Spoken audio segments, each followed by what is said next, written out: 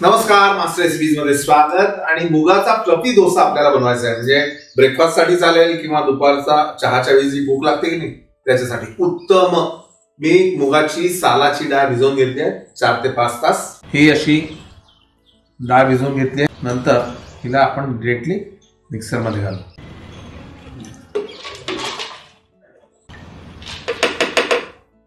आलं लसूणची पेस्ट आणि याला असं जाडसर आपण बारीक करू.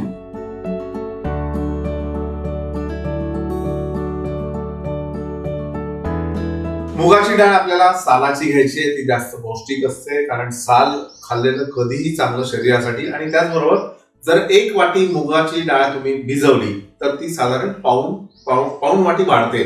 म्हणजे ज्यावेळी आपल्याला भिजलेली डाळ मिळते ती 1.25 वाट्या पर्यंत होते.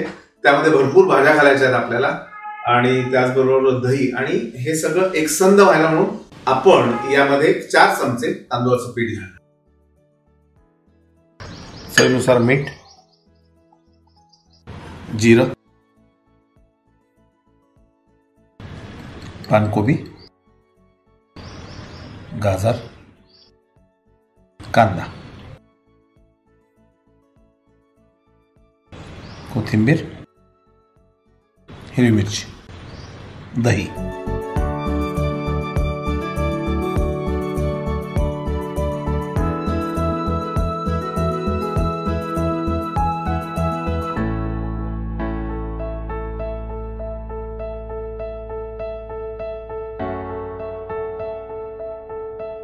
आता याला आपल्याला तव्यामध्ये करायचं लोखंडाच्या. आणि त्याआधी तवा आपल्याला नॉनस्टिक करायचं आहे. आणि तुम्हाला माहिती आहे की काय करायचं की थोडंसं तेल घालायचं. तेल घातल्यानंतर ते तेल पसरवायचं. व्यवस्थित पसरवल्यानंतर यामध्ये पाणी शिंपडायचं आपल्याला, सो दॅट तो तवा जो आहे तो नॉनस्टिक होतो.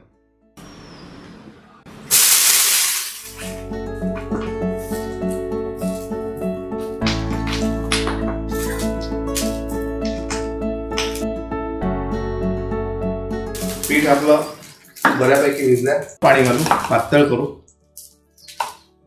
आणि त्याचबरोबर किंवा ते नसेल तर तुम्ही बेकिंग पावडर सुद्धा घालू शकता कारण दही असल्यामुळे ते फुलेल. आता बघा हे पातळ कसं हवं हे तुम्हाला दिसेल. साधारण हे असं पळीने पसरायला गेलं पाहिजे.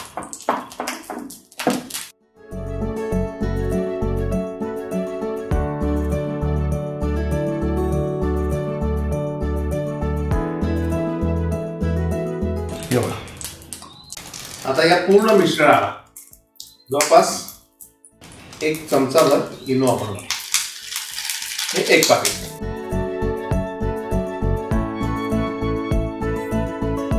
इनो घातल्याबरोबर हे छान हलकं व्हायला सुरुवात होते.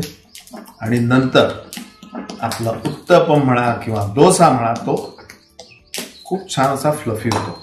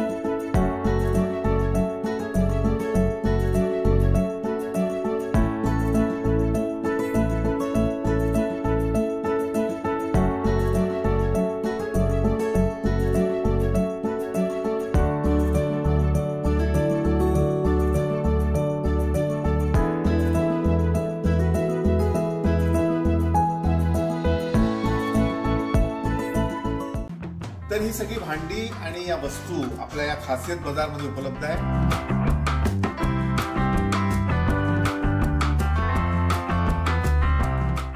याची माहिती खाली डिस्क्रिप्शन बॉक्स मध्ये दिलेली आहे. व्हॉट्सअप नंबर दिलेला आहे.